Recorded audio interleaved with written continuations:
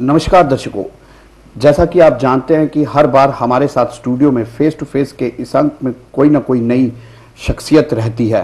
आज भी हमारे साथ जम्मू कश्मीर की एक बहुत बड़ी शख्सियत है, खासकर जम्मू प्रोविंस की स्कूल एजुकेशन की डायरेक्टर मैडम यशा मुदगल, और हम इनसे ये जानेंगे कि किस तरीके से एजुकेशन एक अहम डिपार्टमेंट है। अगर एजुकेशन होगी तभी किसी रियासत की वृद्धि हो सकती है, तभी कोई रियासत कामयाब हो सकती है।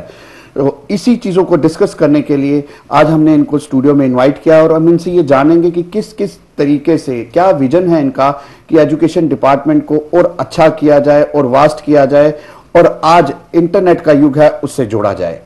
जी मैम, आपका हमारे स्टूडियो में स्वागत है।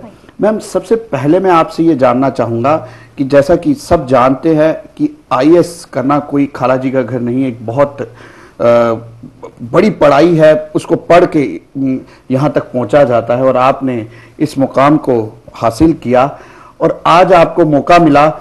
आज आप स्कूल एजुकेशन की डायरेक्टर हैं जम्मू प्रोविंस की, तो क्या विजन रखती हैं? क्योंकि आज आप जम्मू की जनता को आपसे एक अहम रोल अदा करना है ताकि जम्मू की जनता आपसे बहुत कुछ एक्सपेक्ट करती है। जी, मैं इसमें ये कहना चाहूँगी विजय जी कि जब मैं when I was growing up, जब मैं बड़ी हो रही थी, तो ये एजुकेशन की वजह से ही है कि आज मुझे ये मौका मिल सका है कि मैं इस इतने बड़े सेक्टर को मुझे इसको डेवलप करने के लिए, इसको आगे लाने के लिए एक मौका जो मुझे मिला है, इट इज़ बिकॉज मेरे जो माता पिता थे उनका एक विजन था कि अच्छी एजुकेशन और अच्छी हेल्थ। आप जानते होंगे जब हम ह्यूमन डेवलपमेंट इंडेक्स कैलकुलेट करते हैं जी, उसमें 3 बेंचमार्क्स होते हैं और 3 में से 2 बेंचमार्क्स जो हैं वो सोशल इंडिकेटर्स होते हैं। जी, नॉर्मली हम कहते हैं कि कौन कितना अमीर है, किसकी कितनी इनकम है। नहीं, जब हम ह्यूमन डेवलपमेंट इंडेक्स की बात करते हैं, जो मोस्ट डेवलप्ड कंट्रीज आप देखिए, जैसे स्कैंडिनेवियन कंट्रीज जो हैं, स्कैंडिनेविया में नॉर्वे आता है, फिनलैंड आता है, स्वीडन आता है।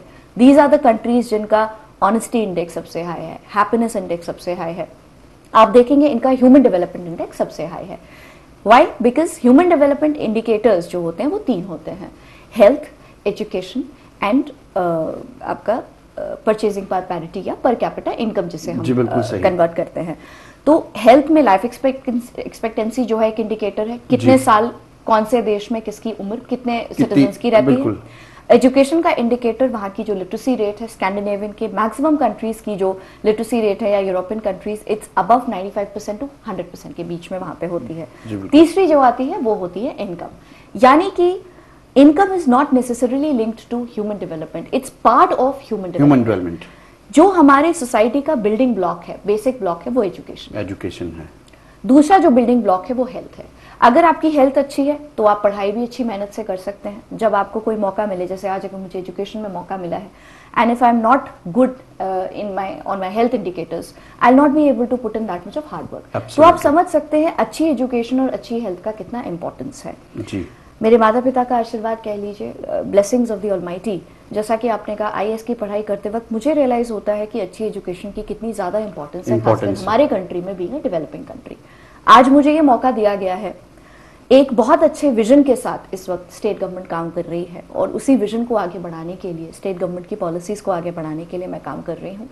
हमारा जो मेन फोकस ग्रुप है अब, वो है क्वालिटी एजुकेशन, क्वालिटी एनहांसमेंट। जी, इनिशियली जब सर्व शिक्षा अभियान करीब 13 साल पहले, इनफैक्ट ऑलमोस्ट 15 ईयर्स बैक, इस कंट्री में जब सर्व शिक्षा अभियान को लॉन्च किया गया था या दूसरी एजुकेशनल स्कीम्स को लॉन्च किया गया था, तो एक्सेसिबिलिटी बच्चों को प्रोवाइड करना, यानी कि जगह जगह, हर मोहल्ले, हर नुक्कड़ पे एक स्कूल खोलना, क्योंकि रिमोट एरिया से ये शिकायत आती थी कि बच्चे स्कूल जाना चाहते हैं मगर स्कूल्स वहां पे है नहीं। जी, तो बहुत सारे स्कूल्स खोले गए ताकि बच्चों की एक्सेसिबिलिटी की जो प्रॉब्लम है उसे हम एड्रेस कर लें।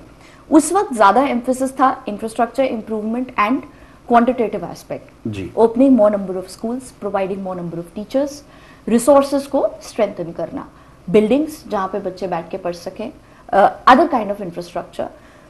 अब there is a paradigm shift, क्योंकि quantitatively we are saturated, we have opened enough schools, हमारे पास टीचर्स का नंबर भी इनफ है।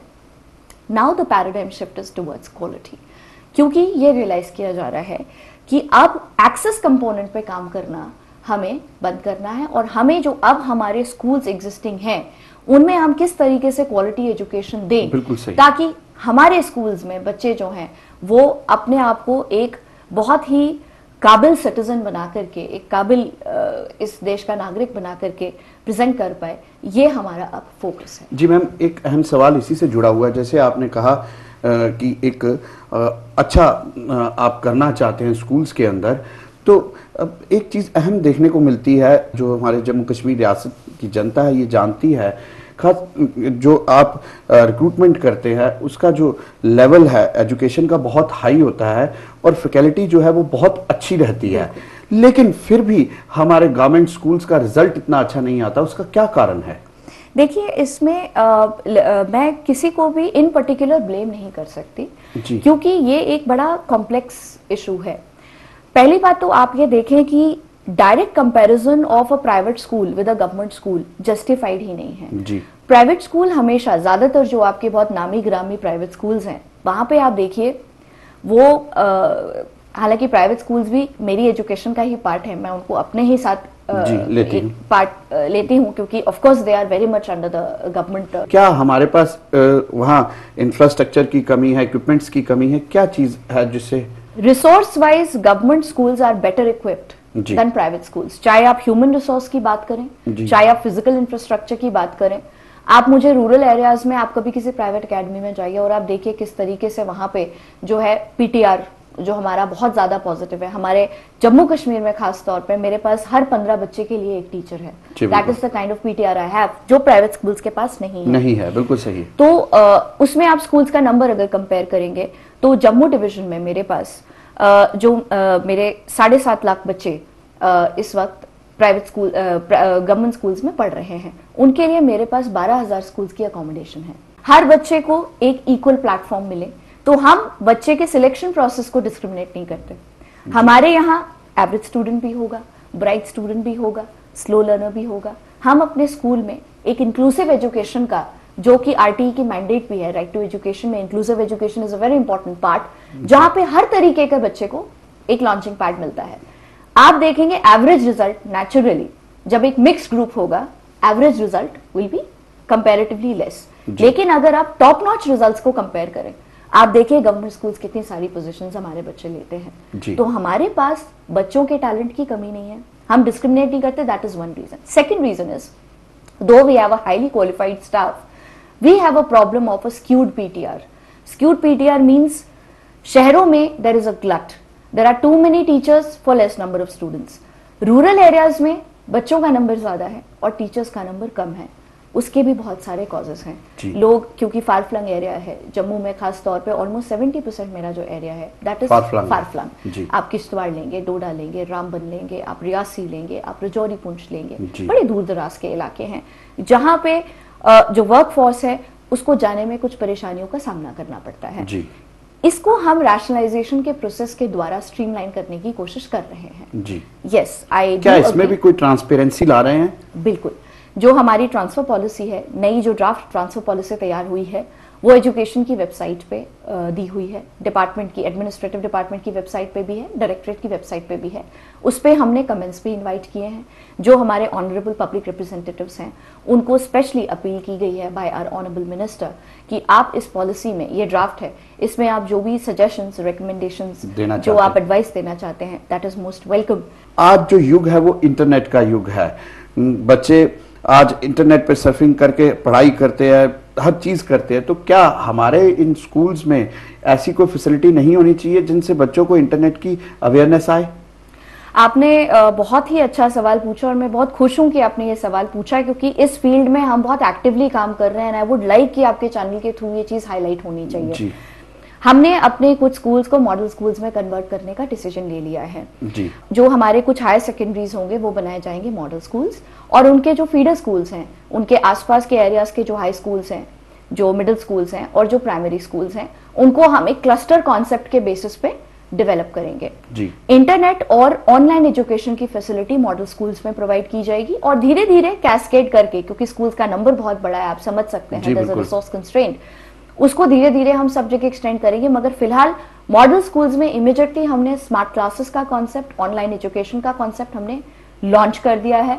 इनफैक्ट मेरे 3 स्कूल्स में स्मार्ट क्लासेस, कंप्यूटर लैब्स और आईटी इनिशिएटिव्स का काम शुरू हो चुका है। जी जी मैम, वो एक डिफरेंट हमारी आ गई।